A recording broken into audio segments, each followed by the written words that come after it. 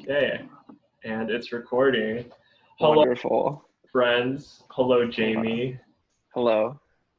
For y'all listening, if y'all don't know, this is Jamie Liu, a friend, a peer, fellow accountant. Oh, public accounting. Oh, we'll get to that one later. We'll actually get to that later. Yeah. Is there anything else you want to introduce about yourself? Um, Born and raised Houston, Texas. Okay. Didn't always grow up in the church, but we're living in there now.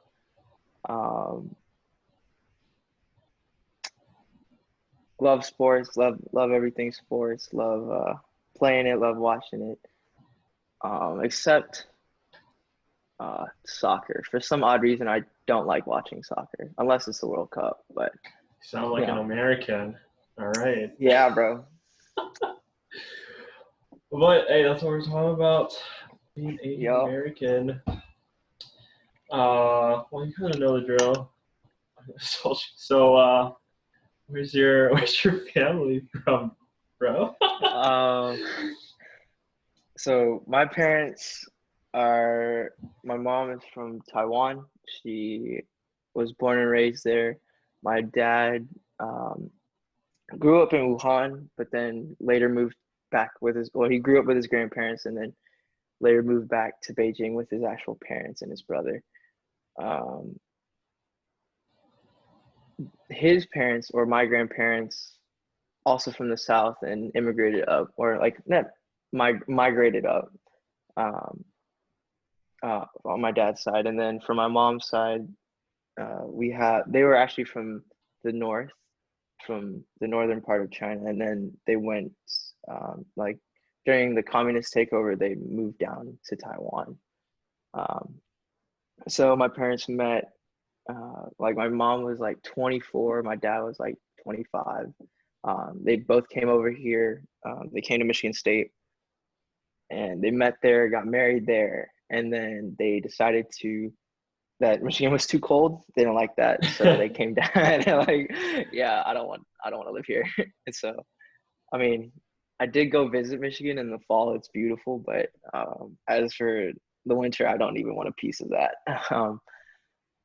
Then they decided to move down, because my dad was, given a job opportunity here, and Houston has a very, very large Asian population.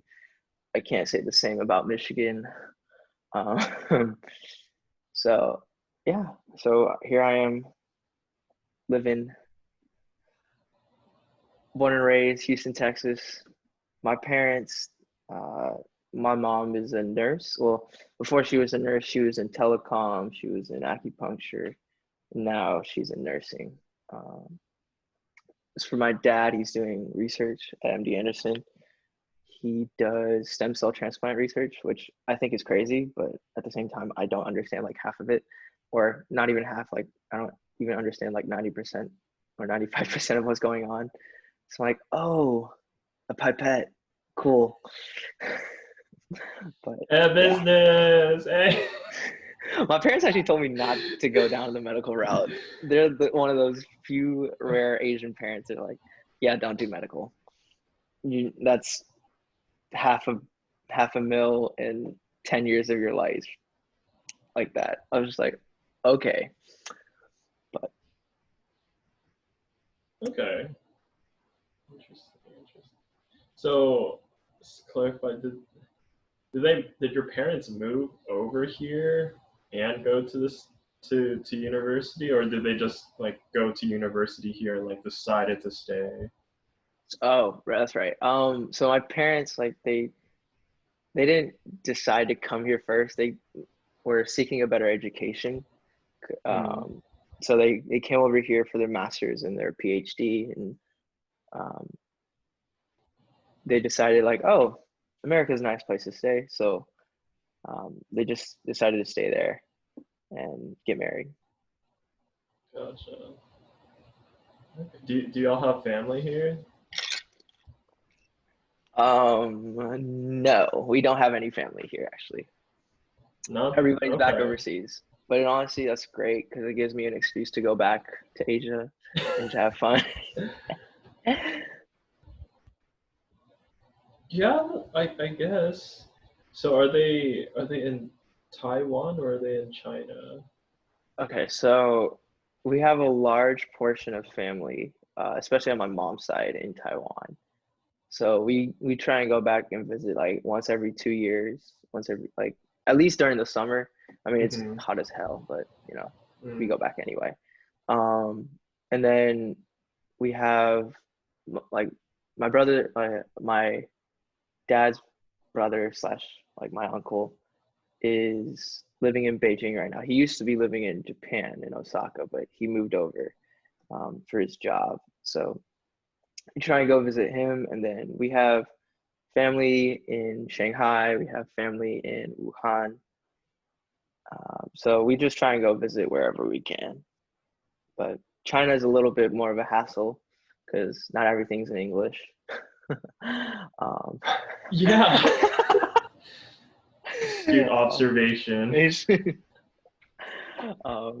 I mean, in honesty, if you left me in China, it would take me a little while to get used to everything because in Taiwan everything's so I guess it's really westernized. Like I can read there's basically subtitles under everything except, most of the menus are still in Chinese and it's in traditional, so I'm kind of screwed because I learned simplified.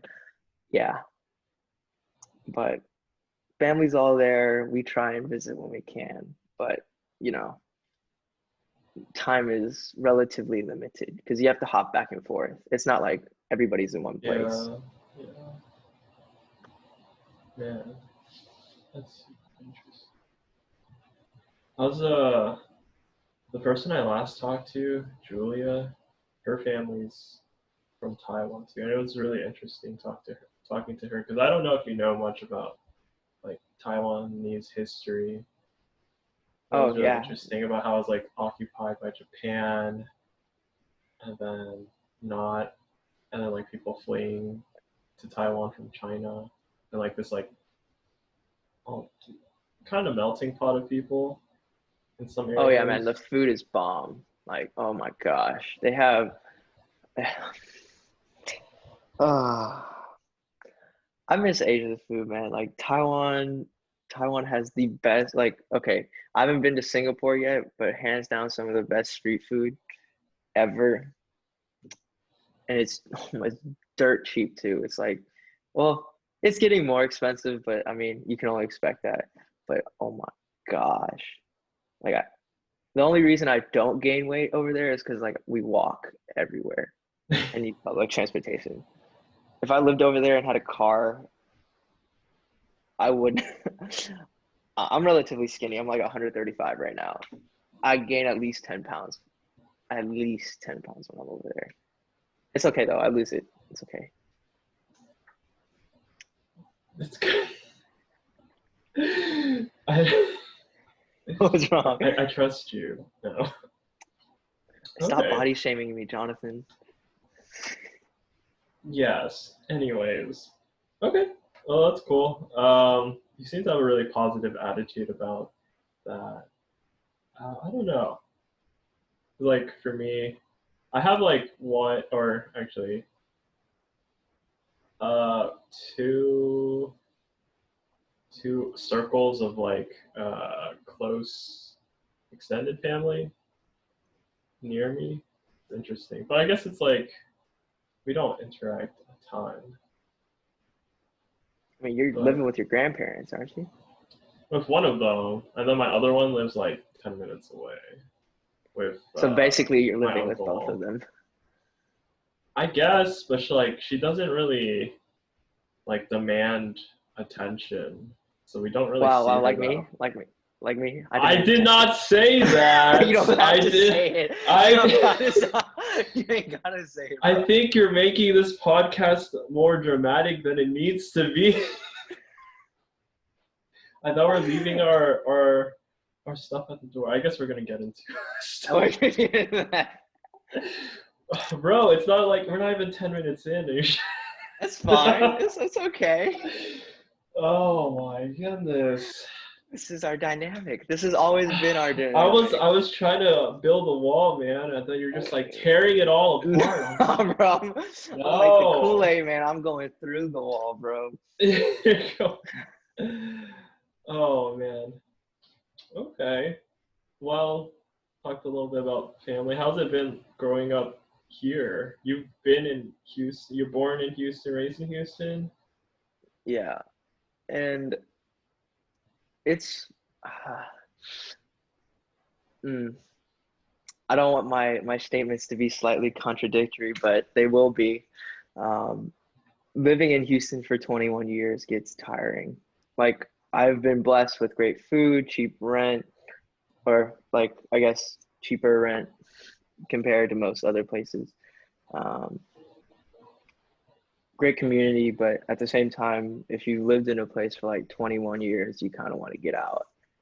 And I've usually been in the same neighborhood, so you don't see a lot of change, which for me is kind of boring. So like eventually I'll move out, after I get a job, and I'll see about moving to the West Coast. Like West Coast is where I will eventually subside. But as of right now, it's just I have to I can't say bear living in Houston, but like I just have to continue living in Houston for another like 3 or 4 years. Blasphemous. Blasphemous. Get out, Houston. Hey man, Oh like if man. you like everybody hates on Seattle so much. Like everybody's like the weather is terrible there, like it's always raining. I'm like, well, at least it's not like 105 during the summer, and I'm okay with cold weather, so it's fine. But Lord have mercy, I am not. Uh, if you go I there thought you during said the Michigan is bad. okay, Michigan snows. It doesn't snow in Seattle. It just rains, Okay. and they have better coffee up there. Also, another topic we'll cover later, but Okay. Okay. another time. I didn't know this about you. West Coast. The best coast, even though I've never been to the East Coast, so it's very, very. Never Oof. mind. Oof. That's so interesting. There's not enough change here. I was like, do you want a revolution to happen? I don't I want a understand what is. revelation. If for my Hamilton fans out there, you'll understand the reference. Oh, yeah, I have not seen that. No You should go Disney watch it. Plus. Yes, I do have Disney Plus, Hulu. We just got HBO Max. Okay, very cool.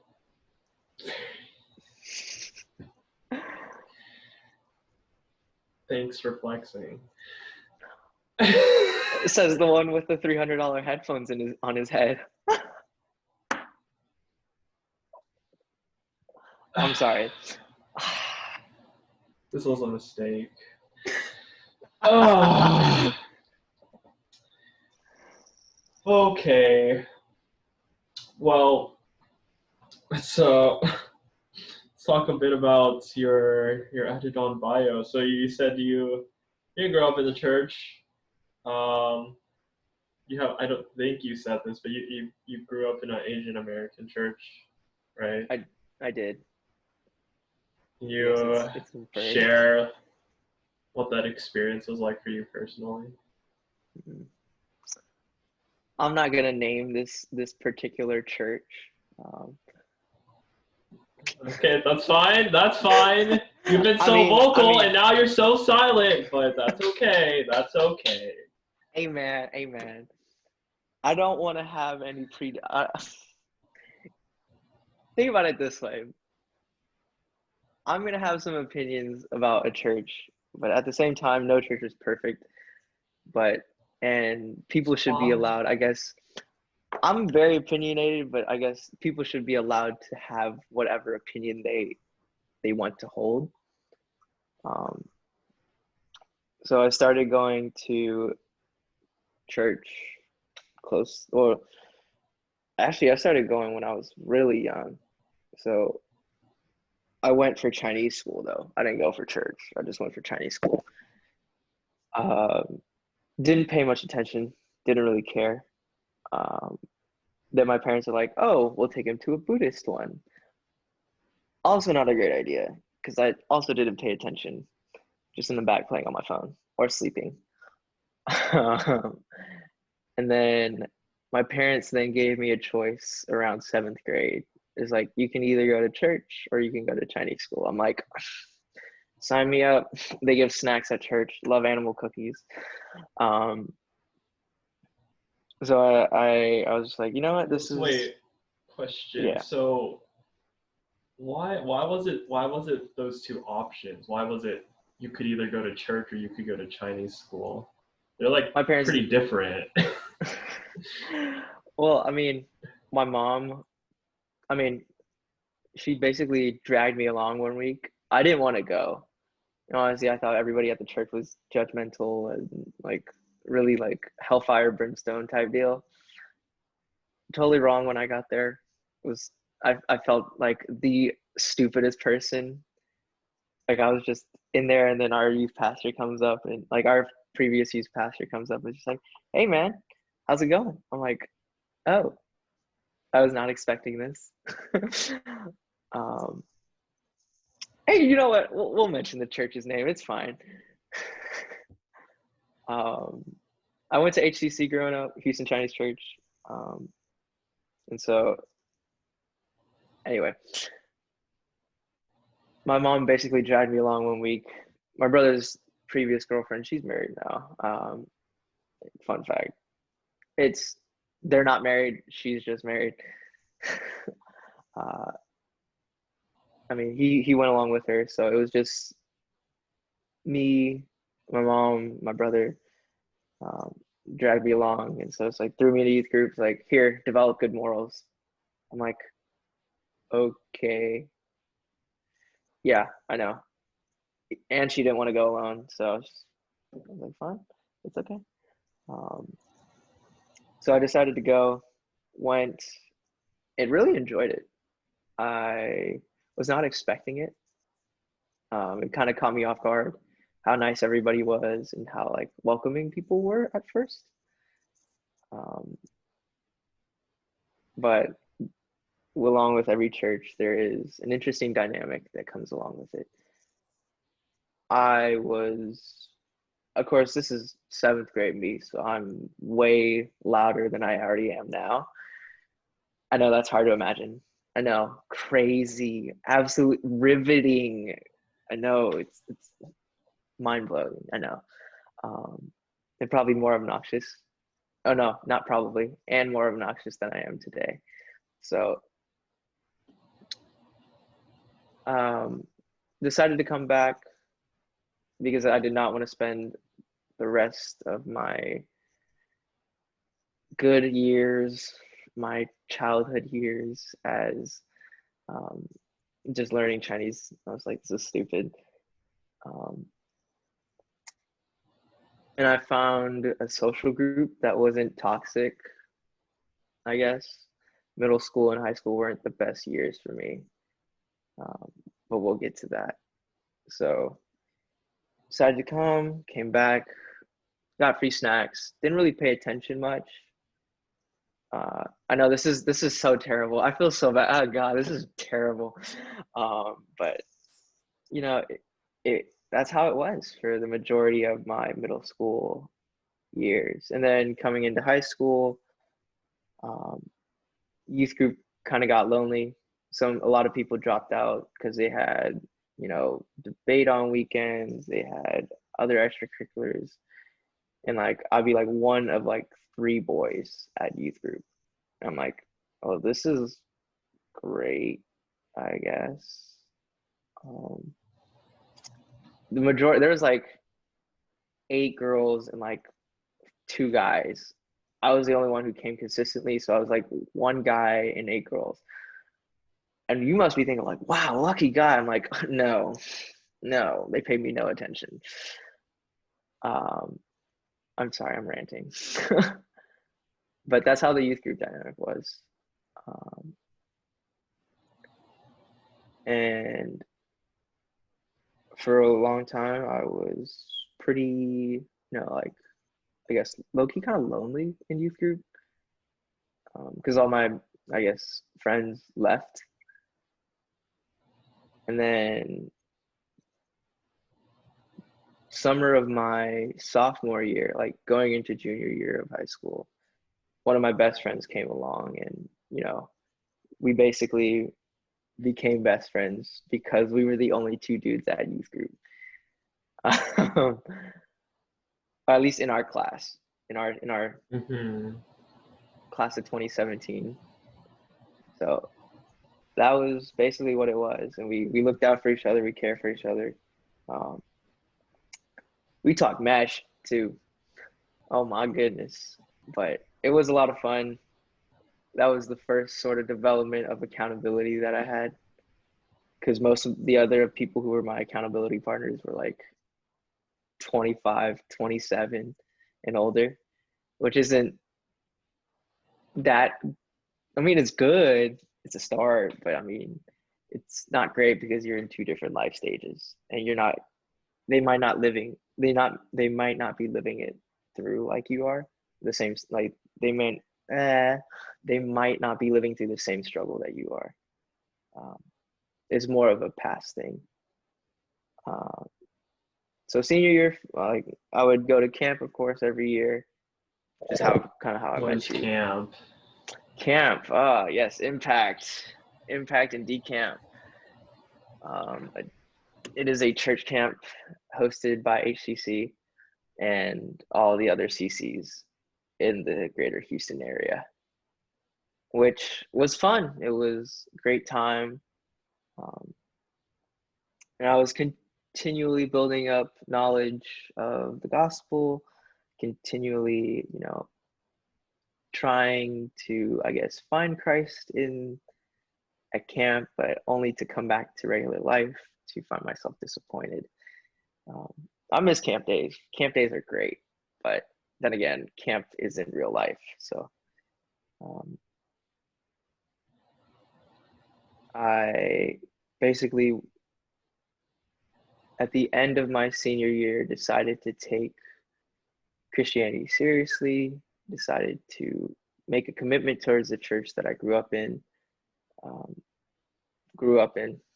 We'll put asterisks around that. And decided that, it's about time that I take Christianity seriously and stop playing the game. For the most part of my high school and even middle school life, it was mainly trying to use the church as a means of a social aspect instead of what it's really meant to do, which is to basically find the Lord there. And I continue, and this is actually something that I continue to struggle with, which is like balancing the community and fellowship aspect with the actual, or like the emphasis on the community and emphasis on fellowship, with the emphasis on developing the church, growing the kingdom, that sort of thing. So basically that is my experience growing up. I know we did a quick turn, but Yeah. I think just not first question, whatever. But was we're not really going there? in order. It's fine. Was there any tensions, like with you internally or with you and your family, with all this religious stuff, or was there any like dissociation between it? Not really. Oh, okay. Hi, Mom. My parents were quite supportive. They were a little worried about like how much time that I spent, but at the same time, if you're the one who brings me in it, you can't really say anything. Yeah. So no, I think, of course, my dad he's atheist. We're Is he agnostic? I guess he's agnostic. He's like keep an open mind. Like you can believe in God, but keep an open mind. So I was just like, all right. Um, but to this day, I haven't been proved like I guess I haven't been proven wrong or proven otherwise. So, but they've always been supportive. Before I had a car, they'd be the ones driving me to most of the church functions, most of the planned events. So they would always be the ones taking me to youth group on Fridays and like Sunday school as well as service. So I can't say like, I mean, to be honest, they've been extremely supportive, or as supportive as you can be. Cool. So, what about your mom now? Because I know you mentioned that she was going first and she kind of brought you along. I'm If the you're only if you're one that comfortable. Okay. I'm the only one who goes consistently. Let's just say that.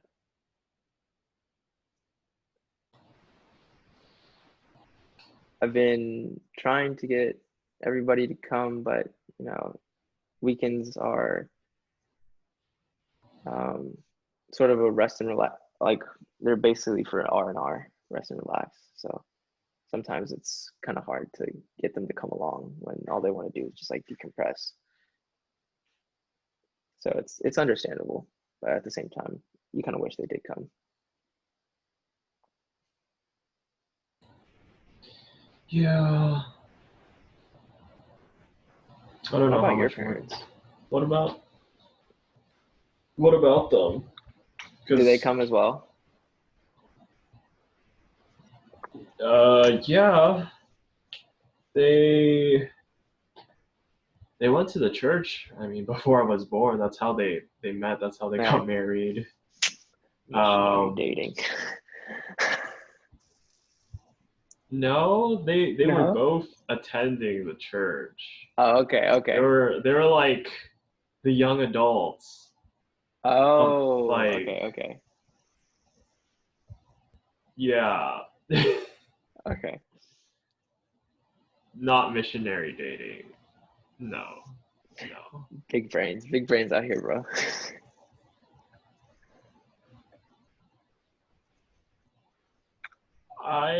I question that, but okay. That's okay. Well, we can jump to some of your juicier topics if you want. Oh, yes. Ah, Some of the spicy topics. ah. I'm just saying. Yeah, wherever you want to start.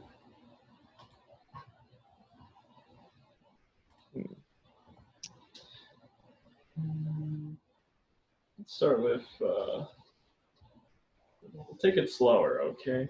Okay, It's okay. so slower. Oh, okay, okay. The topic I was most curious about um, was the one of identity, and for you, you framed it as like, what do you find your worth in? And I know that's like you could talk about that without the Asian American context for sure, um, but we're obviously also influenced by our predominantly Asian American peers. So right. if you could color that in. What what did I find my worth in?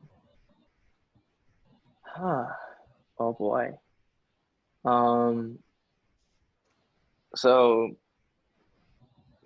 I think it's a better context if I give you this piece of information first. It's that I'm an Enneagram 3. Okay. Yeah, you're probably nodding your head like, yep, that's about Okay. right. Um, so yeah, it's I don't know. You kind of have a I can't say tough time, but um, you oh, and he's gone. No, and he's back. Give me a sec.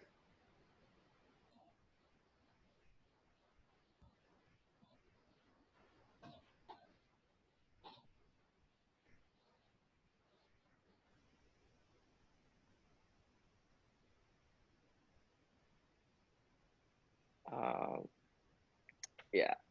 So, what? Can you repeat the question? Sorry. It's a general one about where do we find our identity, where do we find our worth in, Mm. and like how that has been shaped, especially as Asian Americans. Okay, when you mean by shaped, you mean like how's it influenced? Like How do how's you it? see the things you identify with, the things you find your worth in? How did they come to be in your opinion? Oh, I see. Okay. Okay, okay, that's a more complete question.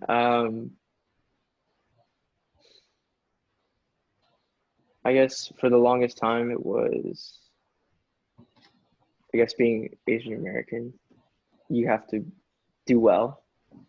So success is number one. Um, I guess achievements, success. Um, it kind of flows with Enneagram 3 of like being the achiever, making sure that like you make your parents proud, um, making sure they don't worry, making sure that you do the right things, you stay out of trouble, you don't do anything stupid per se. Um, you don't, I mean, you choose the right major, stuff like that. That's what the majority of like how my life was spent and the worth it was sort of put into.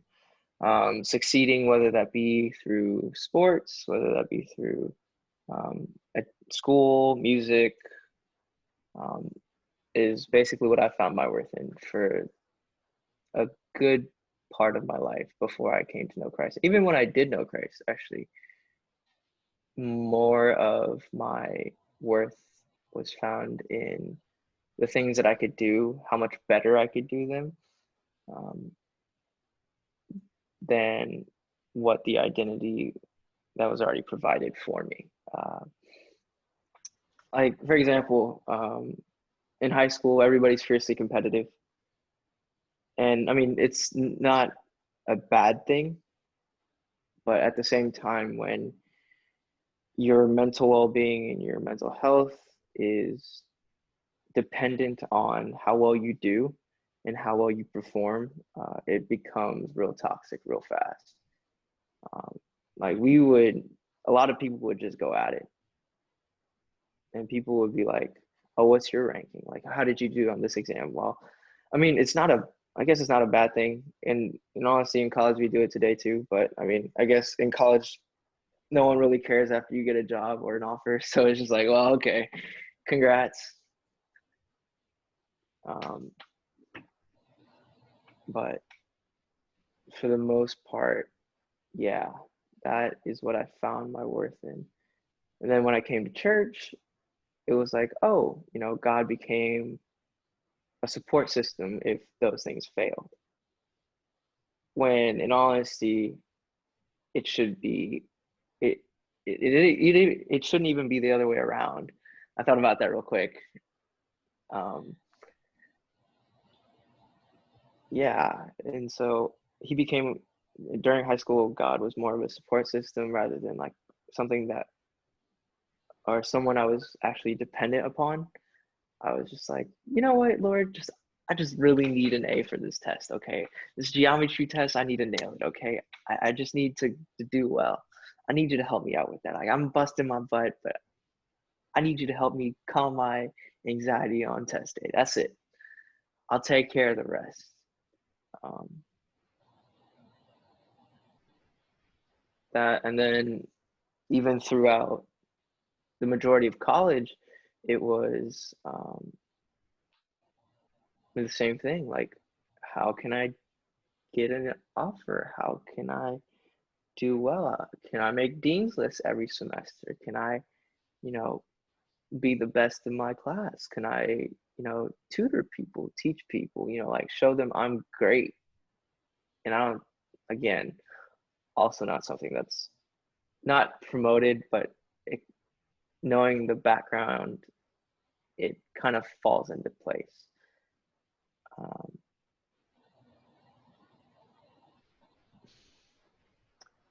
But then I think after my senior year, I was like, this sort of ideology of needing to be great kind of, I guess, push itself forward because you're starting new. Excuse me. And it sort of perpetuated itself in a more subtle way. So like, yeah, I found like Christ was my main focus going into college, but then, or so it seemed. But really in the background, very subtly, a lot of these things started creeping up. Like I got a 4.0 my first semester. Not a flex, chill out. My face didn't even move. I know you did too. It's okay. Unless humans sit. No, I did it. I had human sit. But yeah, like, but afterwards I felt empty. Like I'm like, is this it? Is this all that there is to it? I saw no payout, no gain from all the work that I put in, other than a piece of paper, which is a semi-harsh reality, but it is true. And so probably not until even very, very recently, I would say even to like the end of, or mid junior year. So I'm a senior now. So basically the end of last semester, fall 19. Yeah, fall 19. Yeah, I was in a pretty rough place as far as where I put my worth in. Oh, and another thing, which we might cover later. Don't know how much time we have, but relationships. Put a lot of worth in relationships. Oh my God.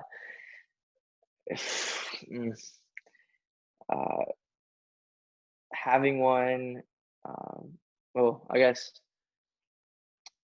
my brother teased me a lot for it. He's like, when are you going to bring a girl home? I'm like, okay, great encouragement. I'm like, I really don't need that, but great encouragement. So I guess having, I guess having a desire, and this, I mean, of course, this is not the correct way or not a great way to think about a relationship, is like, one, don't want to be lonely. Two, you can find your worth in it because like it's a reflection, whoever wants to date you is like a reflection of, what you value basically. So, and I put a lot of worth in the relationship, put a lot of like, I guess time and trying to find one that like satisfied me, but ultimately didn't work out. But it's okay. It's okay. Single life actually is not that bad. It's actually kind of great. But yeah, those are the main things that I found my worth in. As for being Asian American, it tied into it in the way that success and results were always number one. So even if you think you're the best at it, someone is always better than you, and like having that kind of always drove me to be better, but at the same time was also a very toxic way of thinking. Yeah. That's a lot. That's good. That's fine. Yeah, I think I can relate with a lot of that. And then I think on that last point of like, there's always someone better than you. Oh my God, it's so prevalent in the Asian American community. Yeah, it's I don't know. In a weird way, I think it was good for me. Because I think literally whatever I could find like a good amount of pride in, like I would instantly just like look around and there was somebody like immensely better, and I was like, well, there's no reason to be prideful about this. um, like, 'cause for me, I think I tend to be um, a humble person, like, but then when you say that, it like creates this like almost Oh contradiction. no, no, it's no. But I don't know. It's really really interesting. Just like especially within the church context, Oh my and yes. like Sorry, I just continue. think back to like my time in like youth praise team. I was like, there were some ridiculously good people. Even in my small church, I was like, what the heck? Like, why, Heck, why, yes, why yes. is this small church so talented? But it was How it do you was think really it I was felt? yeah. Your church is much bigger. Um, It is crazy because okay, for example, when you when you think you're great, when you think you're good at something, and then someone's like, "Oh no, I'm better,"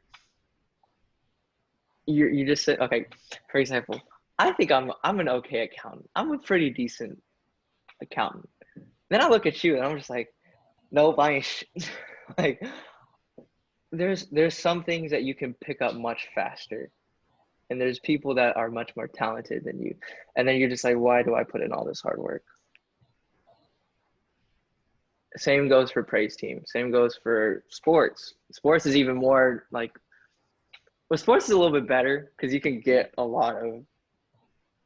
results a lot of times through hard work, but it doesn't always translate 100%. Um, yeah, yeah. Basically everything. You eventually kind of hit a wall if you don't have, I don't know, talent. Maybe controversial to say. oh, hey, wait, hold on. Let's dive into that question. That question, my That comments. statement that statement right there. Yes, that if you don't have innate talent, that Well, your I think hard okay. work taps out at some point. I think if you compare like the best of the best, like The cream of the those crop. people, the those people, they are extremely talented, but they're also work their butt off. So if Yes. you do the same thing, you have the same inputs or whatever. You have Sorry. I was gonna use an accounting analogy. I was like, no. Do it. No. It's fine. No. I'm I'll pretty sure the stop. viewers will understand your references. It's fine. Stop. But anyway, it just doesn't like if the work ethic and the effort is all there, but the talent levels are just like different, you you'll never ultimately compare. Like you can't like for a lot of things, like I think it's a pretty common saying in like basketball, like you can't teach height, right? Like Uh, the mm, I well, mean there I have some things to say about that, but continue. but like I don't know. I there are like Yes, there's you a can teach few height. like there's a few like short basketball players who've like done well, Isaiah but Thomas. like yeah, but like they're never going to compare with like Michael Jordan or LeBron. Like they will never be the Yeah, GOAT. they're not 6'10". They're not 6'8". KD's what?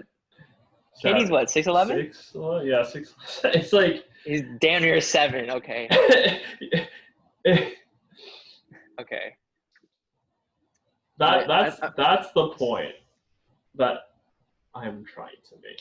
Like that, but like when you go to like lower levels, like for sure, uh, there are many people who, if you work hard enough, you'll beat or you'll beat surpass whatever the person who might be more talented but like doesn't try as hard. Like that's totally believe that. I guess you have to find different ways to beat people. Excuse me. You can't. Yes. Okay, for example, I'm 5'7.5", 5'8" with shoes. However, there are people like, for example, we play flag football. I guess the average height is around 6 foot, so I'm at a 4-inch disadvantage. But you have to use different, I guess, methods, tools. You can use your brain to outsmart them if you're playing quarterback. You can use quickness. If you're smaller, your center of gravity is going to be obviously lower than theirs, so you can cut easier. You can play, like, I've had to cover, people who are 6 foot, 6'1". There's some tall people in our flag league. There's also people that can jump out the gym too. So like, you just have to find different ways to, I guess, outsmart people. It's not saying that you're at a disadvantage. It's just you might not have the God-given innate height or, strength that they have. So you just have to work in a different way, which is okay. I think it makes it more of a challenge and it makes it a little bit more satisfying if you do win. But Yeah. I mean, I think intellect, right? The eye test or whatever, like that's part of. Well, you can develop that, I guess. you But can. like at some point, like I don't know. Like I don't think like a J.R. Smith is gonna ever reach a LeBron levels of IQ. Well, I mean, it also depends on how much he wants to study. Like, it, right. That's true. their skill levels are obviously different. They play different. Well, now that LeBron's basically a point guard, he plays the same position, but their builds are different. So again, the saying goes, you can't change the cards that you're dealt. You could only play them a certain way. Yeah. Okay.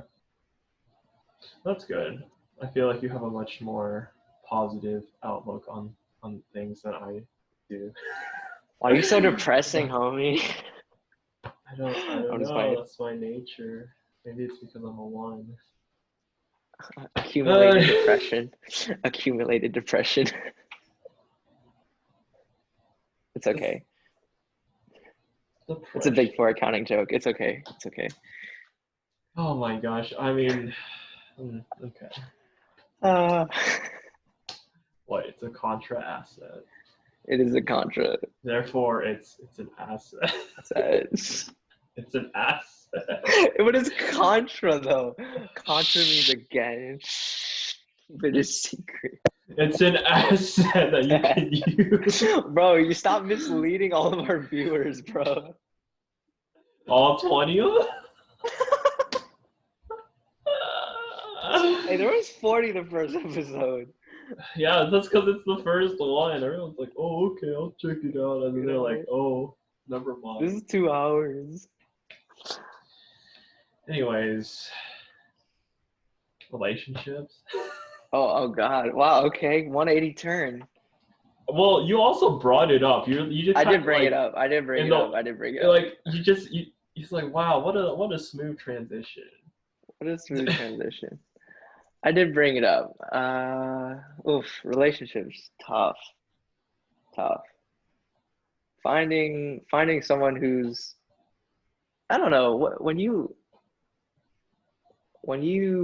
want a relationship, like, what is the main reasoning behind it?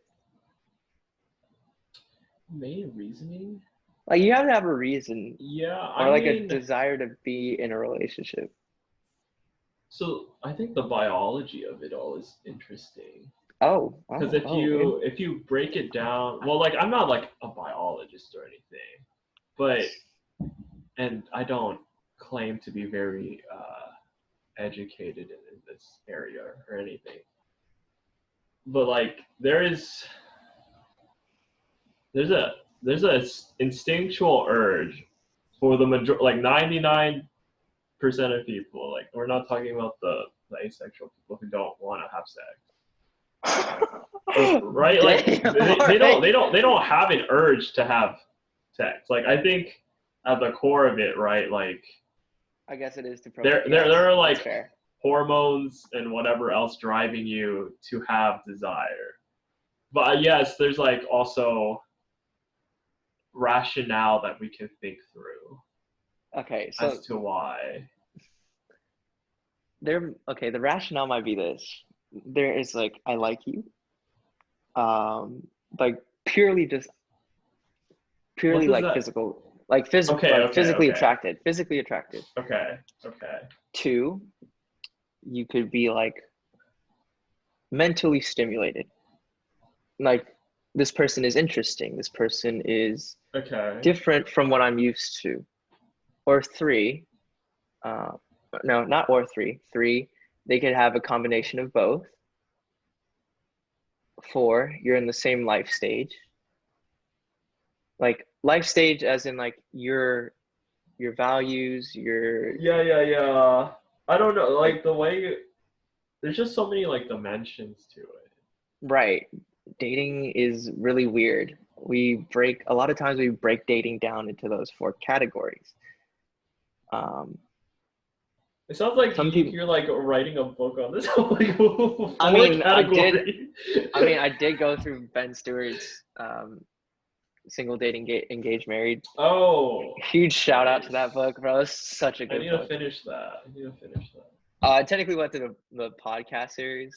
Like the way I be going. Oh, Is okay. that cheating? Is that cheating? I mean, it's the I mean, same if you thing. listen to his sermon series, then Yeah, I mean, it was fire. I just literally just played on my way to school.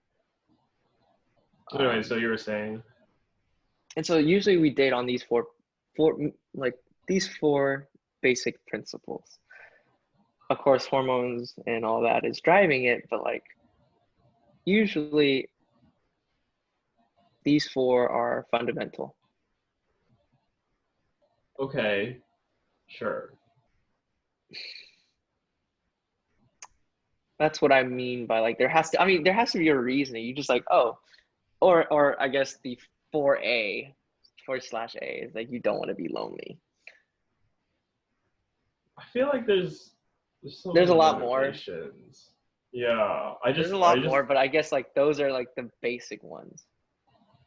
well, I One and think two can kind of be combined. Like you want to find a as person who's attractive, or who you find attractive and who is somewhat interesting and has similar values, lifestyle to you, and you know, you don't want to be lonely.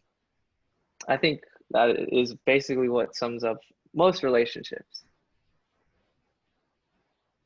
yeah, the comment I was gonna say is since I do aim to talk about Asian American topics on this, I think there is a very real thing to be Oh, said my about bad, my bad. like parents and like societal Pressure from influence. parents.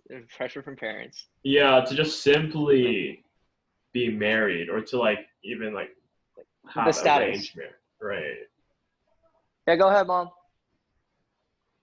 Yeah. So yeah, as like Sorry. I guess you're fifth or sixth. Yeah, Whatever. like basically Okay. it's 4A was like not being or not have not wanting to be lonely, I guess. But I guess that ties in with like your parents pressuring you like, hey, like you need to get married. You have kids so someone can look after you after like when you're old, stuff like that. Like that is hugely prevalent in the Asian American community. Even when you're looking for a significant other, like it ties into the fourth point of life stage. Like, do they have a good job? Are they stable? Financially and mentally stable. So it kind of culminates into one big boiling pot, and then the Asian American community is like, it's almost as though, and I touched on it earlier, it's like a status thing. Like if you bring a girl home to your parents, like it's real. Like that's when you're just like, okay, when you bring her home to see mom, like it's defined. I've been fortunate enough that I've been able to watch my brother date various individuals. Not all Asian, majority are, but my family has been quite accepting of like who we date. So I don't know, man. Dating in the Asian American community is also very complicated at times. At least for me. Continue. Okay, Okay. and I want to give context behind that. So if you're not, a lot of times those in the Asian American community and even those people in general want to find individuals or significant others that are like them, that are related to them. So that could either mean like we're in the same profession, like, or we're in the same life stage, we are in a similar social group, or in the case like you have similar personalities. However, I guess I can only talk for myself. I can't speak for anybody else, but I've found it slightly difficult. This is not a plug for auctioning me off on Solo Asian Dating, by the way. But I guess the personality part has always been different than most Asian Americans. I'm more loud, outspoken. I am energetic. If you haven't told from the first hour of this podcast. So it's finding a significant other is sometimes difficult because a lot of people just want real, especially within the Asian American community, we just want mellow people, like down, like, I mean, I get down to earth, but like not crazy. And a lot of times I don't fit that mold. And so finding a relationship or finding a significant other who is also very energetic, very lively, can be difficult. And sometimes my parents, like very subtly, they don't do it all the time, but they're just like, oh, when are you going to bring someone home?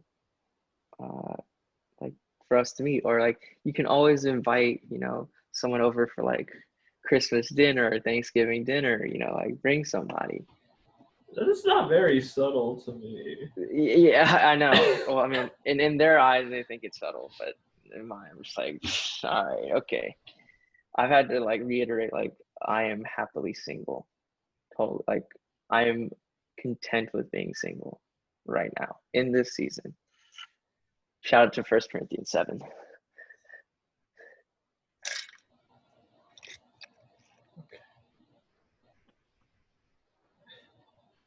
That I guess, has that answered your question? The complicated dating. Dating is It's complicated. as okay, like, So, are you saying Asian American girls, on average, are looking for, if they are looking for an Asian American guy specific, they're looking for Yes. someone who is more soft spoken? Yeah, I Is would say that what so. you're Yeah. saying? Okay. One sec.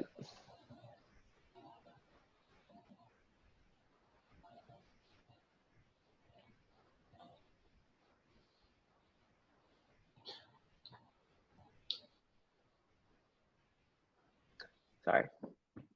You're good. When you, yeah. So you're so what you're saying here is that they themselves want that, right? I would assume so, yes. Okay. Or Because I from know my, also there's also like that like parental influence we were talking about earlier. but like how, but how Because would the parental influence affect that though? Because some parent-child relationships, especially Asian ones, I feel like I don't know. There's like a joke or something. Where it's like if you marry somebody, you also marry their parents, and it's No, like, it's real. I understand that, but like, how does that have anything to do with when you're choosing a significant other? well, I think it has a lot. Like if the person you're interested in is like one of those people that have like helicopter parents still, like Oh, it can very much complicate the relationship, and especially if you have children, and it's like, oh, like how much who gets to see? autonomy, who's Yeah, who, or not even, well, I wasn't even thinking about that, but like how are decisions going to be made? Like, are you as father and mother going to have the autonomy, the authority to lead and care for your own child? Like, obviously, you can ask for advice. advice, but like the hope Mm. is not to have such overbearing parents, grandparents. That was my point. Okay, but I mean, we talked about like why. I mean, of course, uh, the why, but in honesty, like, should the, I guess this is a rather American way of thinking. Um, is like you should find who makes you happy, right? Yeah, and I agree with that. It's just But like that you have the to the ultimate contend. reality is that like some parents will basically stick around in their kids' lives for a long time. And this, I mean, well, that's not a bad thing because my grandparents are the ones who took care of me for a little while when I was growing up, and I love them for that. Um, but at some point, like when I have kids, and I hope my parents will do their best to give advice and not to quarterback, if that makes sense. Yeah, I'm gonna make a lot of football references, so um, yeah, I just feel like you're gonna make mistakes inevitably, and a lot of times parents don't want you to make the mistake out of the goodness in their heart to prevent hurt or to prevent pain, but at some point you gotta let them do what they need to, or you have to let them fall because that's the only way they're gonna learn. yeah, no, I agree with all of that. It's just like, well, it's not my personal experience. It's my mom's. She hasn't like flat out said this, but it's like strongly suggested. So Subtle. my parents got married after like a year, maybe even less of dating. Oh, they were the ones who quick. Okay. Yeah, and let's just say they have, or my mom and my dad's mom, her mother-in-law, have a stereotypical mother-in-law daughter-in-law relationship where they Relationship. don't get along at all. Yeah, I know.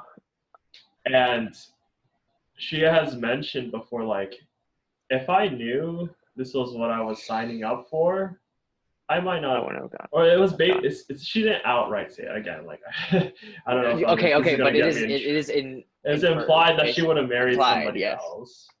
But then Yes. she I does mean, say but like, oh, having the kids, like, it's all worth it. It's It's fine. Yeah, but like I guess it's more. I mean, because like you can't at that point you can't really undo it, like, or it'd be very messy to undo.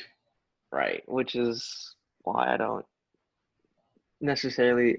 I don't think parents living with you is something that I don't really agree with. Like, or like your in-laws But living with you is something that I don't necessarily agree with, even though it's a huge part of Asian culture. Like I know, yeah, and like it's not something that I agree with because of the fact is like, hey, I have grown up with you for years, like decades almost. And while I do appreciate like you caring for me and you loving me on me for that time, and I'm pretty sure my significant other or my wife um, does as well, but like we have to be able to go through life together. We have to be able to lead. When you don't allow people to do that, it shows a sign of distrust.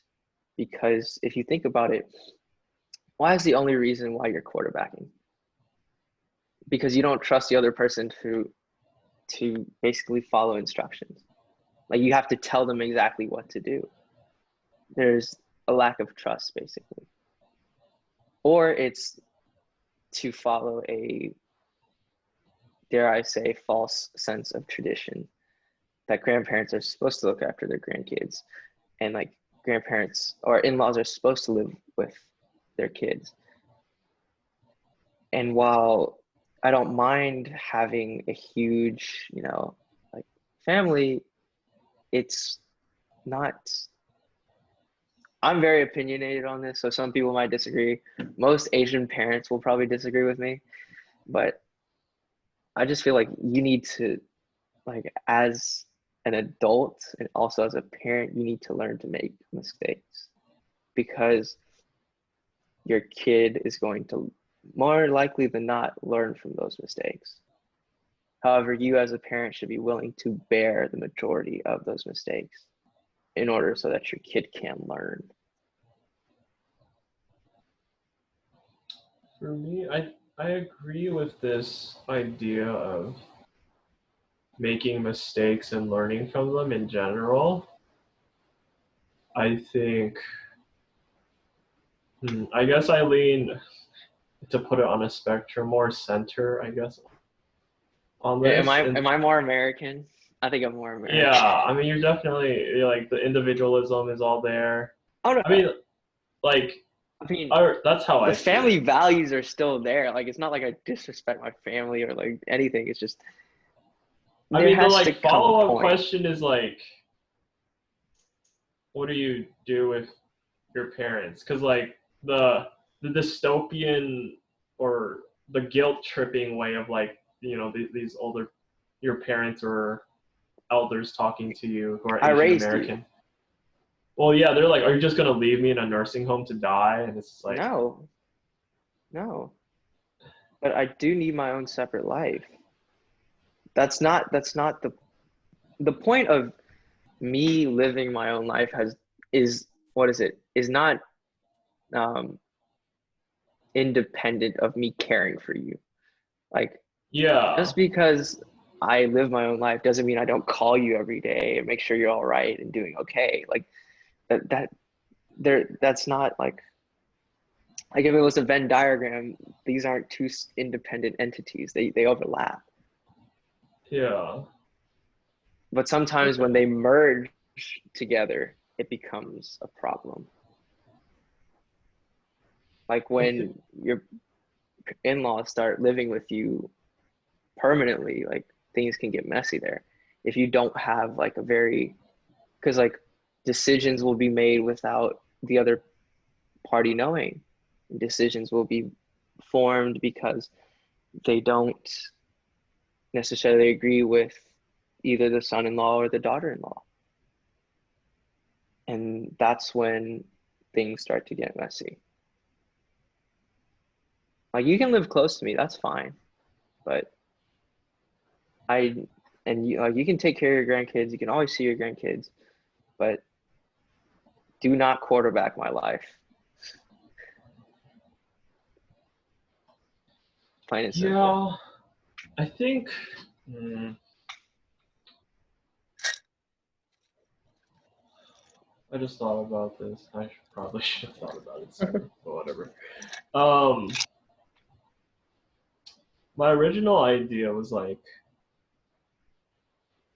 I think, I think there's a realm, there's a world where it can work, right?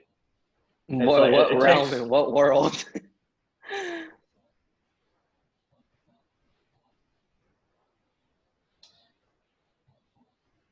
I don't know. I mean, like, I haven't lived that life, so I can't personally say it's been great. Like, I obviously talked about like the tension between uh, Yeah, my mom and my grandma. I Uh, could see the but same thing with like my mom too. Yeah, like it's there. It's there. from the way I don't know, my parents talk about it. Like they see they see the the breaking down of the relationship, right? Like we're living out this non-ideal situation. Situation. And so like we've talked Suboptimal. about, yeah, sure. We've talked about like the future and what like um what would happen right way in the future when like my sister and I get older, When we you're move right, we have out, children, like are are they going to where are they going to stay? Are they going to downsize? Are they going to move? And like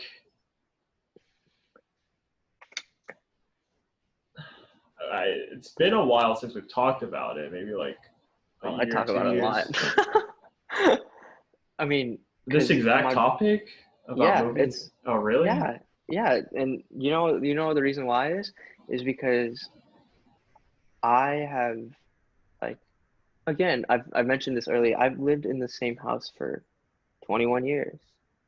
It is time that you move out. You go and live by yourself. Like I want to move to Seattle. Like moving to Seattle is not a burden to me. I mean, the rent is more expensive, of course, and living is obviously tougher, a little bit tougher, but it's a different feeling and it's a different city, different struggles. But unless I go there, I'd be living in a bubble my entire life.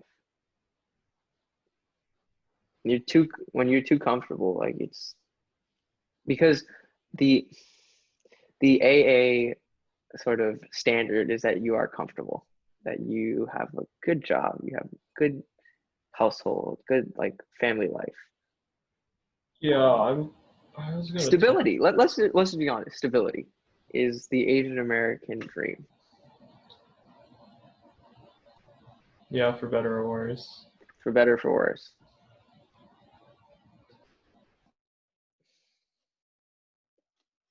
It's it's a tough topic, but like luckily my parents are I guess a little bit more Americanized.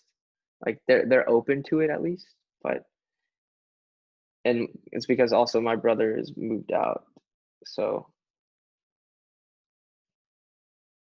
or some semi moved out, so it's a little bit more of a commonplace topic to see like, oh, who am I going to move in with? Who am I going to room with? Um, Okay. that that sort of thing. Like it's normal, but I guess for individuals who, I mean, because I've also stayed in Houston like you for college. I haven't gone anywhere, and a lot of I can say my friends who are also UH grads or UH undergrads and even Rice and like Rice students also who have stayed in Houston want to get out. They want to go because they've been living in their parents' house. They've been it's not that they didn't have freedom or they didn't have independence, but at some point you want to get out. And it's not a bad thing and it's not to say like sometimes my mom is like, will you ever take care of me when I'm older? I'm like, is that even like, part of me thinks it's a silly question because like it's not, just because I move out doesn't mean I stop caring for you or I stop loving you. Like I don't know. Maybe that's just my way of thinking, but Okay. Yeah. So I think this whole conversation, there's been one like major underlying assumption that we haven't really addressed. And it's kind of being touched on with your when you were saying how like Asian Americans like this dream of like comfort, security, and I think needless to say, both of us are in a pretty comfortable oh no, socioeconomic we're real comfortable. class. Oh no, we're very, very Like, comfortable. so we, I don't know, privilege is such a hot word nowadays, but Oh, we do have we have the privilege to be able to really contemplate like the reality of this question because there's a lot of yes, people who who don't? for financial reasons they just simply can't like have many houses. They can't if they even wanted to like put their parents in a nursing home. It's just they don't have the finances for it. And yeah, I Which is just why I guess from an AA standpoint at least, and honestly, from I've talked to even my African American friends about this too. They believe after social reform is made, the next step is education reform. Um, did you know the financial literacy in this country is 57%? 57%. We have the largest economy in the world. We are ranked 14th in financial literacy. That is telling you how many people in this country. We're both accountants. Let's do what? That's okay 43% times the population of the United States is what? Close to like 40 what? mil per month or whatever. 400, like 400 mil, right? I That's don't know. three, oh, one more zero. That's like, uh, I mean, but wait, why are you talking about this? It's because just we was like privilege, social reform, and then you said education, and educational now and like, I guess financial literacy ties in with education. That's 16 or 164 million people that don't have financial literacy, which is a lot. The reason, like, if you want to say that people can't provide for themselves or can't provide nursing homes or can't do this, can't do that, like, I guess we have to look at it from a standpoint of, at least from our generation, from the young, like 20 and under, basically. Our job for the 20 and under is to be as, I guess, educationally successful as possible in order to, I guess, of course, after this is after social reform, to then provide for our families. If our problem is like, or if a problem, I guess, is not having money to provide for your parents, then there's multiple ways of making money, but learning how to manage it is a whole nother thing.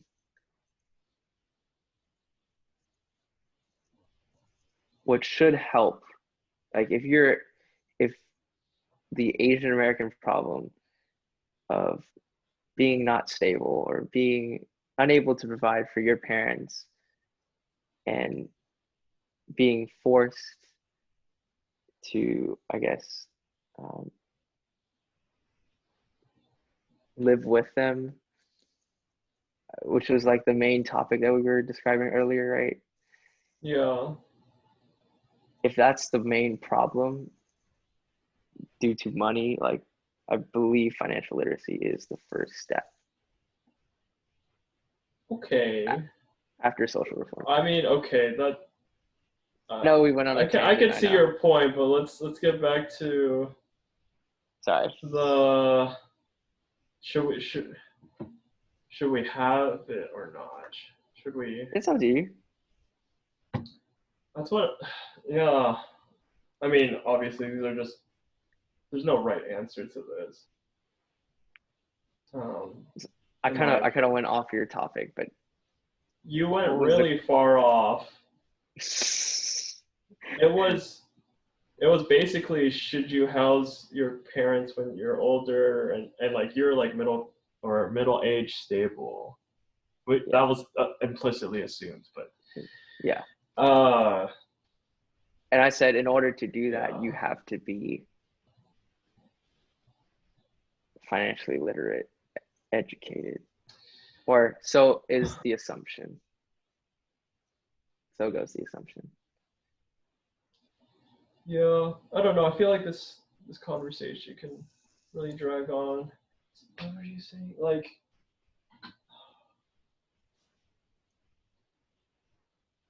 I understand like how well again there's like a need to live your own life to be away from the parents, uh, one fashion or another. I don't know. It could still be so. Oh, we I can don't just edit this know. part out. We just edit this part out. All right, I don't really know what I'm trying to say here.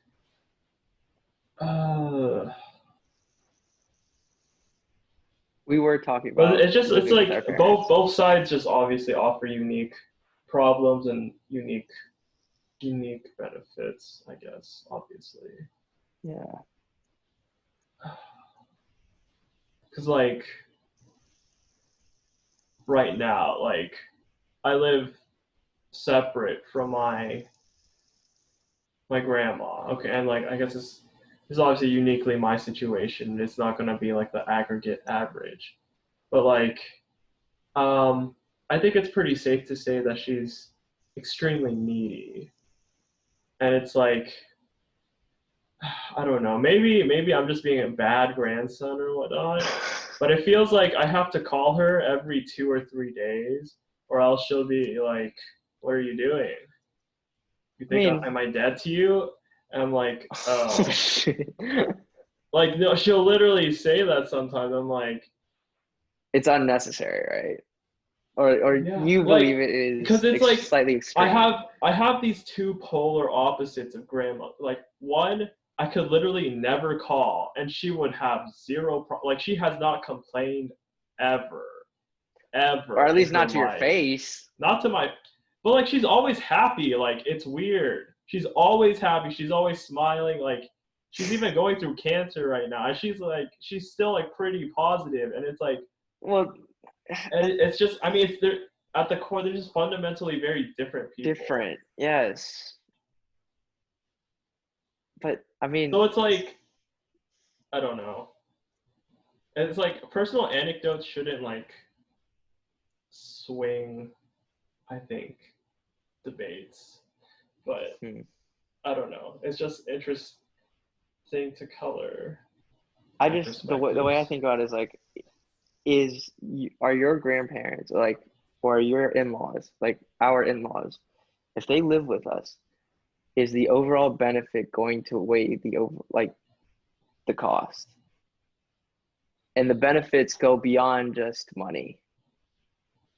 They have Yeah. to, they obviously deal with the emotional strain that is going to be put on you and your significant other.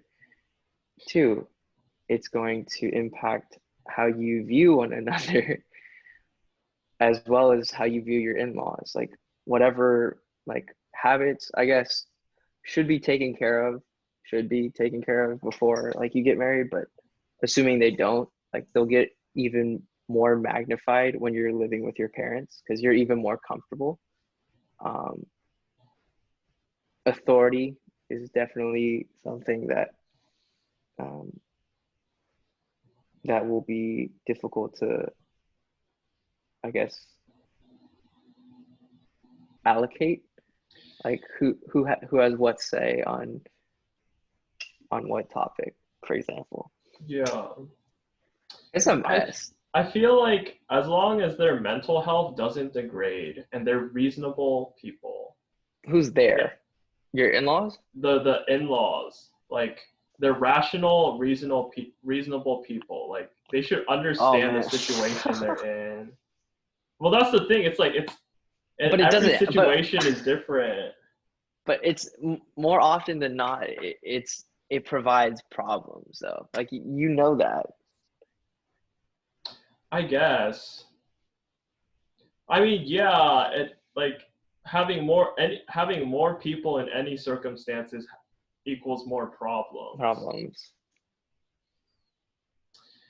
Yeah, but I guess like you said, like how the benefits greater. I think one perspective we are not really as talking too much about, because I don't think we're either of us are super trained in it.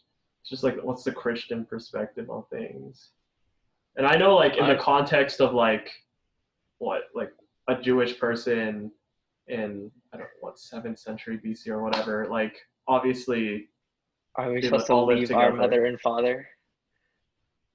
But it's like I don't know, but then like it's Am I reading out of context? I'm sorry.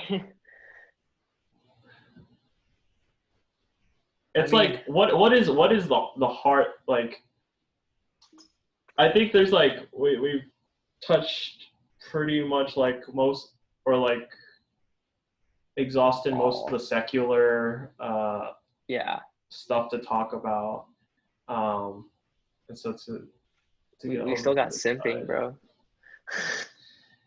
I mean, we can go for a while, but I could anyways, go for a little while. Yeah. I just thought about like, Naomi and Ruth, right? And it's like that's a pretty powerful story. Like they're in-laws, and it's just like, oh shoot, Ruth stays with her mother-in-law, even though she's like they're nothing Nothing. basically, Yeah. and it's like I guess, and so like it's the difficult reality of like looking at your hearts and like figuring out what to do because I understand like the point of independence and growing and like but to be real with that that's like a selfish point and like but people this is such a It's a hard topic. difficult waters to tread because Yes. people are selfish like you can't get away from that but like even But more like, what as are the Christians like how do we how how do do we answer we it? how do we like keep that selfishness in check maybe But like, what from like again? What is the context behind your selfishness? Like, why do we see it as selfish? Because again, I mentioned earlier, like, just because I live apart from you does not mean I do not care for you or I do not love you. yeah Like, if we want to talk about the quote unquote Christian perspective, I think there's a if time and place for things.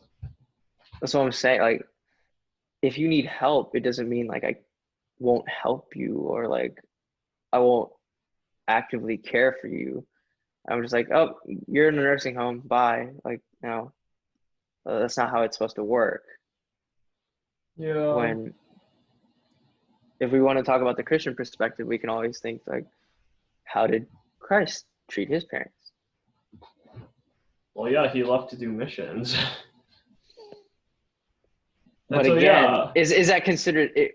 None of us would consider that selfish. Yeah, I mean, if Because in you the context given, it's not. it boils down like for a Christian, it boils ultimately down to if you think this decision will glorify God more than this decision of living separately from my parents is going to glorify God more than if I actually house them, then totally go for it. but like that's a very difficult thing those are to dangerous say, like lines. 100%, like, yes, this is more Or you could think about it this way. glorifying. You think about it this way.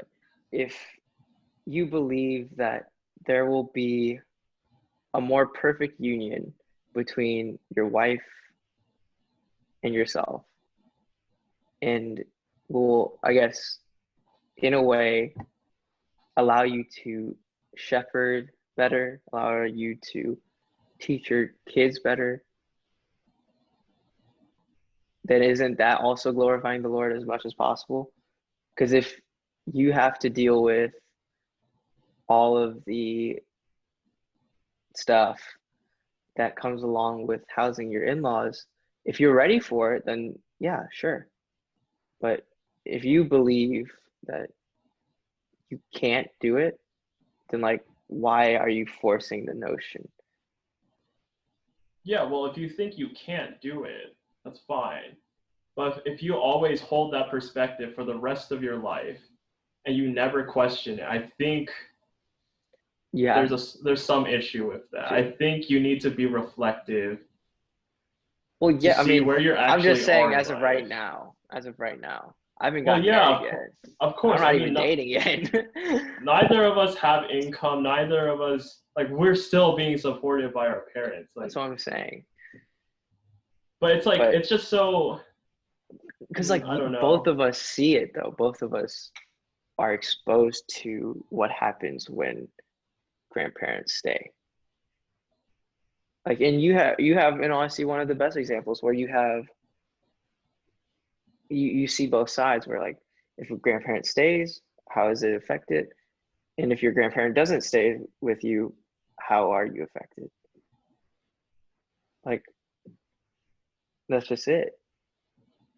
You are given both perspectives, but like, I guess how to handle it is now up to you. Because Yeah. your choice might. And we haven't even talked about the spouse's perspective, because that's Exactly, their like that's their family. right. So they, But they then, they have a higher vested interest in actually yeah, having but them then there. imagine you being married to to your spouse, and then them like, oh no, you gotta live with my parents too. I'm like, but like, of course, this should be all like talked about for your marriage, Yeah. which is why like single dating, engaged, married, they all like Yeah. is talked about in this book, but it's not something that is very, I guess, easy to quote unquote talk about because I guess in a more American, like I guess in the perspective of an American, like it's okay for you to not live with your parents or your in-laws. And Americans, on the other hand, have a little bit of a weirder time. I think minorities in general have a Well, I think, well, it's just like this general thing of Western countries of being like, I think, more individualistic, and that naturally lends itself to wanting to be your own entity without other family, for lack of better words, getting in the way. Whereas I mean, just look at Crazy Rich Asians. Well, yeah, like obviously Eastern societies are much more communal, and like I you mean, have to that's do not a what's, bad thing, but like there are pros and cons that you have to outweigh, that you have to weigh when it comes to this. yeah, for sure. Okay, we've been beating that topic for 30 plus minutes. Okay. This is a long Okay. podcast. Okay, We Simpy need to like, boy. You want to be in the Tower of Simp? yes. Oh my. What do you think about simping though, especially in like the Oh. Asian American community? Like we'll create playlists. We'll go the whole like 9 miles in order. So to be honest. I'm not really involved in that Oh, community. I'm not really involved in many communities in general. Like I'm very much been by choice by choice. in the AA Christian bubble for the most part. Like even after going to college, like haven't really stepped out of that circle too much. Well, If I'm being honest with myself. neither have I. I don't know if that's a great thing though, which is low key why I want to go church hopping later. But because Well, yeah, for you said in the beginning, right? You don't like how there's a lack of change, yeah, but like you have to there go has to be. find it. I haven't been able to. Coronavirus has kind of kept me in one place for a long time. That's true. Anyways, on your original, like I can make like general commentaries about it. I We don't have to obviously talk about something. Sad boy hours are. Sad no, boy hours it's is normal though. this We can is talk about like bad heartbreaks. the Ooh, point of the. yeah. No. Let's I talk mean, we about. could talk about it. Like my philosophy with these podcasts is talk about what the guests want to talk about because I can always talk later. I'm always here. Hmm. I mean, I did want to talk about like. So your Enneagram is 1. Let me. What is that? It's like something with The morals. reformer. The reformer. Reformer. Oh, let me search this up. Oh, why is my Wi-Fi is gonna be in a little. Why are you checking this right now? I mean, the Are we gonna rational. talk about it? Yeah. We're gonna talk about it. What? Rational, idealistic, principled, purposeful, self-controlled, perfectionist. Oh, wow. The achiever, success-oriented, pragmatic type. Adaptive, excelling, driven, image conscious. Yeah, I think that's an accurate description. Very good. Thank you for affirming my identity. I Okay. mean, What are you gonna say? Were you gonna say anything about I it? mean, how I find myself like thinking that a lot of my high school years shaped my college years. Okay. Like, Doesn't you our think about, past shape us into our future selves? yeah, but many times you hope it doesn't. Or in like if you had a bad past, you hope it doesn't shape into a bad future. Skeletons in the closet. Skeleton, yo. Should I pop the door on them? Ooh. Okay, so continue. What were you gonna say? For example, like we think about, well, I mean, we're not gonna call anybody out.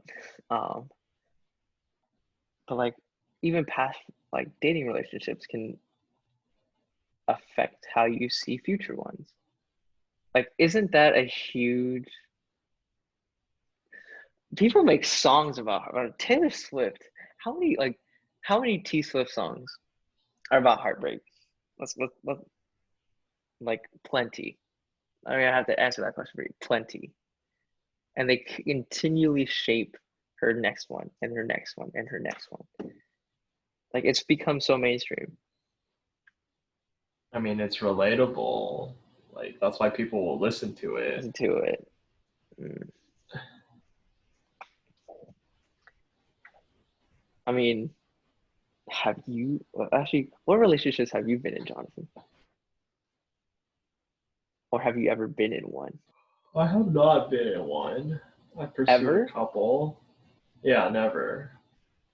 Yeah, let's talk about those So, pursuits. okay.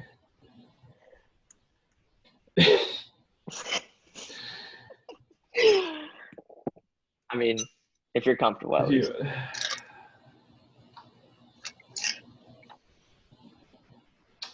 feel like this just keeps straying off the path so Oh, much. okay. Oh, sorry.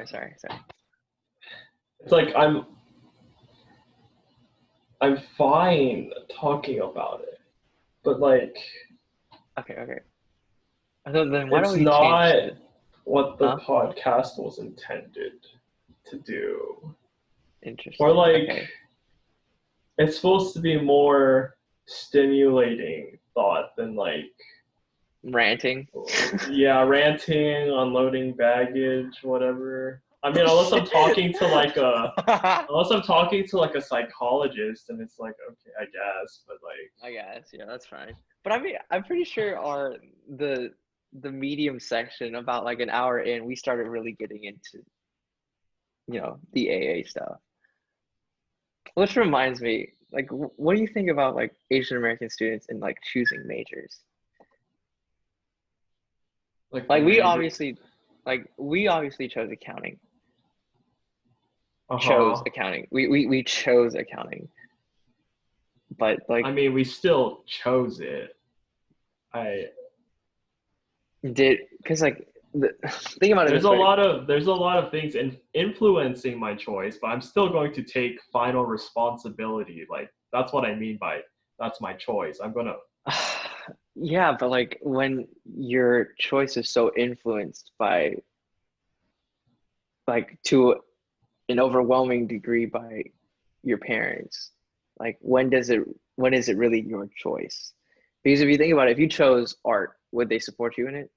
Yeah, They would, yeah. obviously from I'm the lucky. well drawn paintings in the Those, background.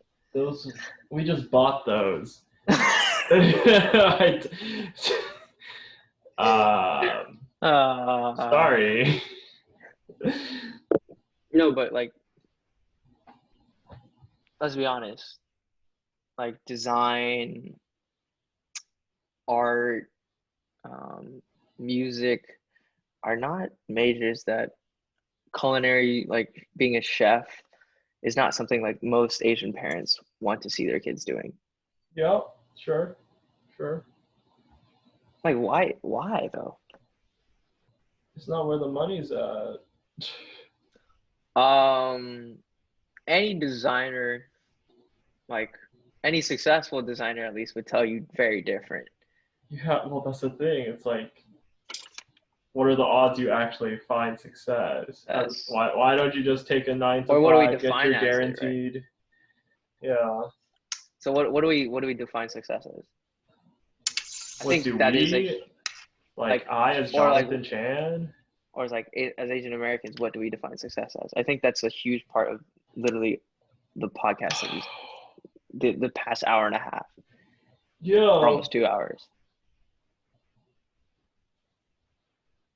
because we've gone over talking about I my background, Asian Americans, staying with family, like, but we haven't touched on like what does success mean to most Asian Americans.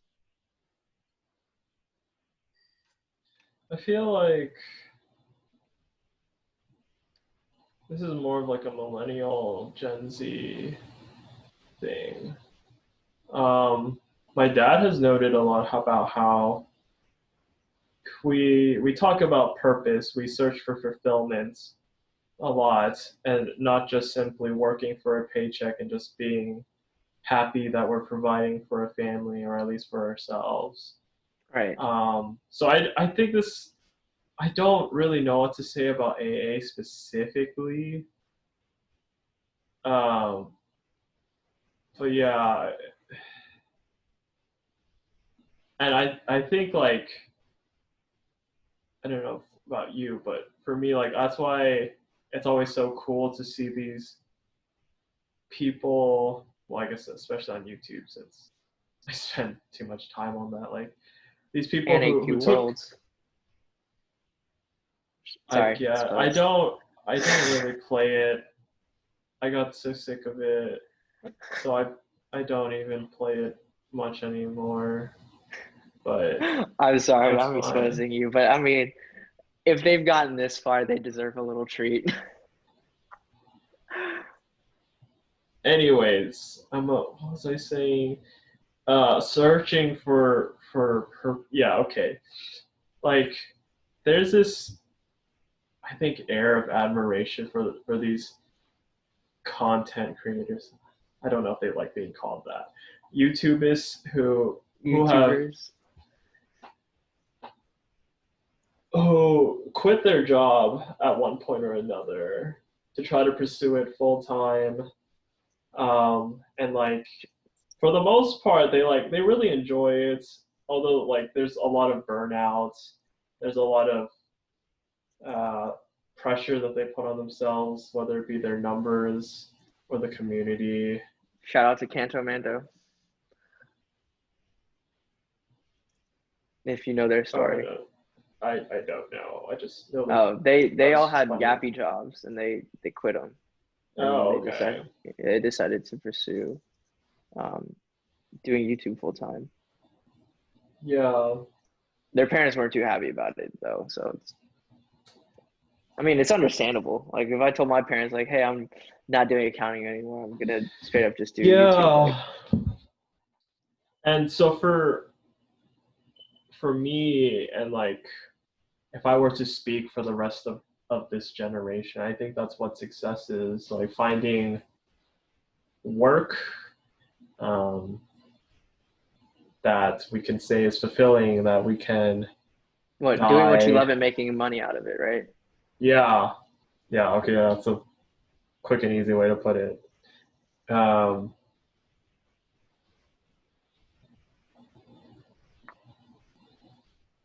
maybe not even like making money at some point, as long as they have some sort of income. Because like I've learned to love like computer science, but like, would I be successful in it? Probably not. Like I'd have to really bust my tail for it in order to be a successful programmer. But like, do I love learning it? Absolutely. Do I love cooking? Absolutely. But like some of these things are great hobbies, but they might, as my parents put it, they might not put food on the table if you don't, Mhm. like bust your tail. Yeah, I don't know. Success is so Fluid. arbitrary. It's not really I defined. don't know. I don't know. I guess, yeah, if that's what you mean by fluid. But yeah. What? You, okay. I know we talked, or you mentioned this before, or outside the podcast. And you kind of mentioned it for like a sentence or two when you were talking about, this is changing the subject, by the way, Okay. how your high school was like years were formative of who you were Uh-huh. for. Oh man, that is a well, but I don't that's know if you still want to go down that hole. we can go down that rabbit hole. Okay. Um, so I uh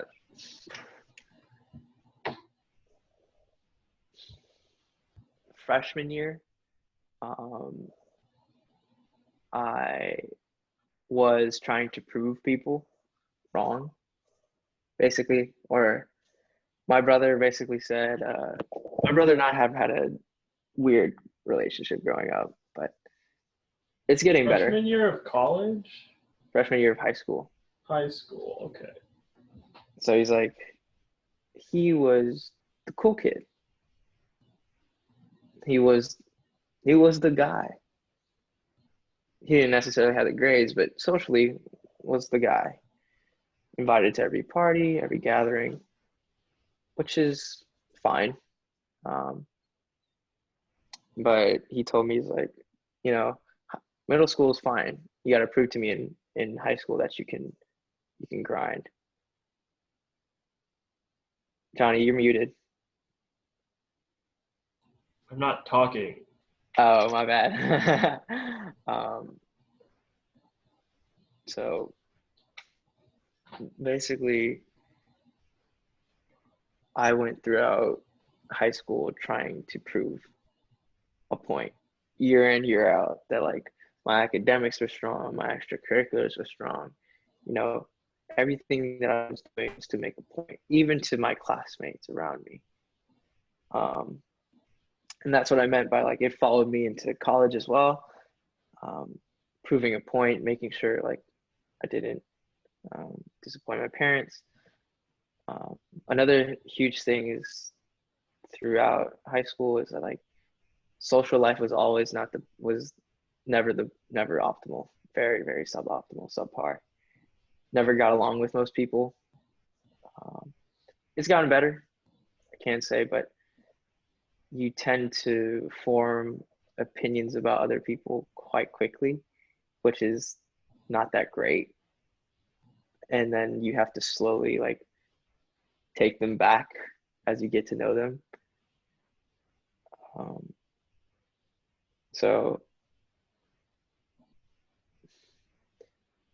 and then this will touch on relationships too. Like I had two really bad relationships. So that also influenced my date, like how I view dating.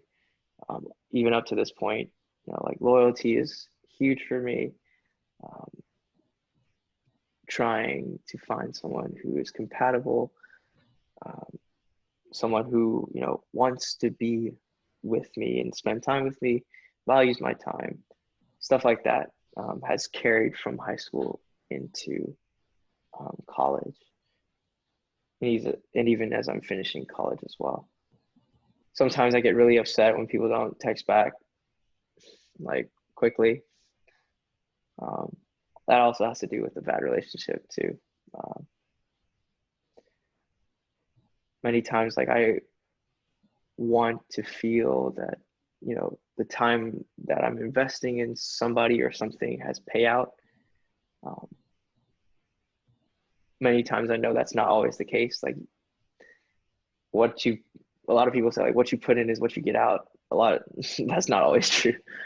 I mean, you've seen it sometimes, like I'll bust my butt for a finance exam and still do poorly or accounting exam and still do bad. You know, but it's just the name of the game. But yeah, academics definitely shaped how like I viewed life, which is not great. Which is why I said like a lot of the habits that you develop when you're a kid begin to influence you in your later years in college. Also, like if you see, like for example, for you, you see your parents and your in-laws not have a great time together. That might influence how you want to see your like your future relationship with your wife and your in-laws. Like that's what I'm saying. When I mentioned, I mean, we've kind of it was really unorganized. I'm sorry, but like that's basically what I meant. I touched on earlier. It's like your high school years and your early years definitely affect how you see life later. Yeah. It's just, I don't know. I don't have much to say about that. It's just again with the point of like constant reflection and honesty with oneself. Like, I don't know. I'm really different from most Asian Americans, or at least in the Christian community. yeah. Yeah. Yep, Yep. yep. Can't Yep. can't really say anything about That. that.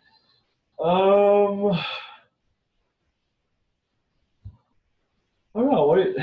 Is there anything Do you else want you to do wanted you to want to talk? do? Oh, well, I was just gonna ask you like a follow-up question too. Sure. To everything you were saying, it's like, so what do you want to do about it? Right, like, Hmm. I or mean, like, it specifically. well, like well, if you want to, but like the idea in general of, I guess, cleaning out the closets. I mean, I guess I don't know when the next time we'll do another podcast episode, part two, but if ever, um, I don't know. I tried to clean out most of the closet as far as relationships go. Not worried about that anymore. Uh, Again, happily single. As for success-driven mindset, still exists, but there are healthier ways to handle it. Doing it for yourself and doing it, of course, to glorify the Lord um, is a much healthier step, which I've tried to adopt. Caring for others, being able to invest the energy that you would have spent, fuming or like being angry, and instead like investing it in others has been really helpful as well. Caring for the underclassmen in the church groups, in the various CCs as well, has also been really, really helpful. And then I guess using your experiences for a more positive light. I know it sounds corny and it sounds a little cheesy, but it's true. I guess that's the only way that I can think that would be a more positive way or a better way of handling the situation than letting it sit and dwell and,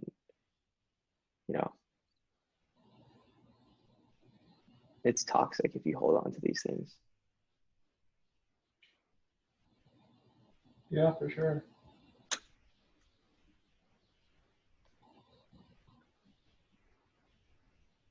I mean, I think the Christian faith has many things to help address that.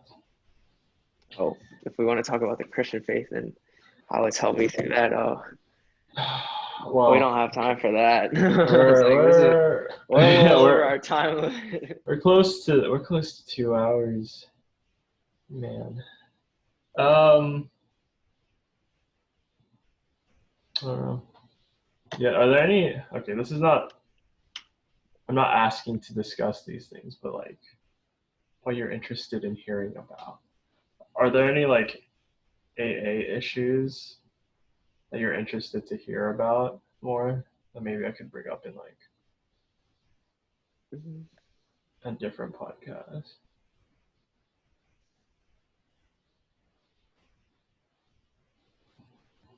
I mean, we covered a lot of ground. Yeah, but it's also 2 hours doesn't cover all of life. That's fair. I don't know. I guess post-grad life, like what it's like to Okay. be an Asian, being an Asian American in the workplace, facing discrimination, growing up. Damn, these are all three topics that we literally could have talked about. Yeah. Facing discrimination growing up, like, of course, we don't have it as bad as other people, but definitely got asked the lunchbox question at least once. Definitely more than once, actually. um, I've talked about that. But yeah, for sure. Asian Americans in sports. Like, why do we not have as many Asian Americans in soccer and football and basketball? Like, why is that? Why don't we have that?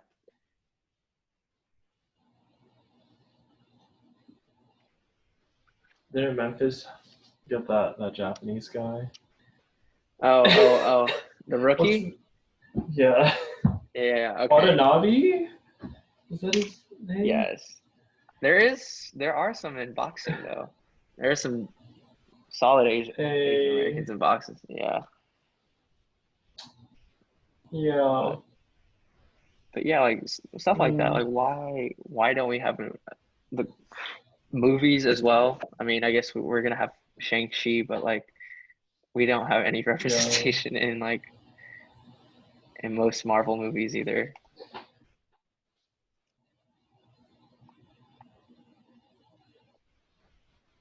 Yeah, no. There's a lot of questions, a lot of thoughts too, but this is starting to run long. It's already long It's enough for fine. people. It is quite long. Okay. You could also think about like So, yeah, I think I'm gonna wrap it up yeah. pretty soon. If you wanna make a face or whatever. Oh my gosh. Okay, great thumbnail. No, bro, chill out. Is that what you want? No, chill out. Oh, what do you want Oh then? man. I might still use it. Wait. It's not Nebula. What's that? What's that mantis? Oh, mantis. Here we are. What? What are you looking up? Oh, my bad. Okay. Oh, no, you're good. You're Oh, good. I thought mantis was Asian for a quick second. I was just like, never mind. have you made a face you're satisfied with? Okay. All right. Cool. Well, if you made it this far, thanks for listening. I will keep talking next time. Bye bye.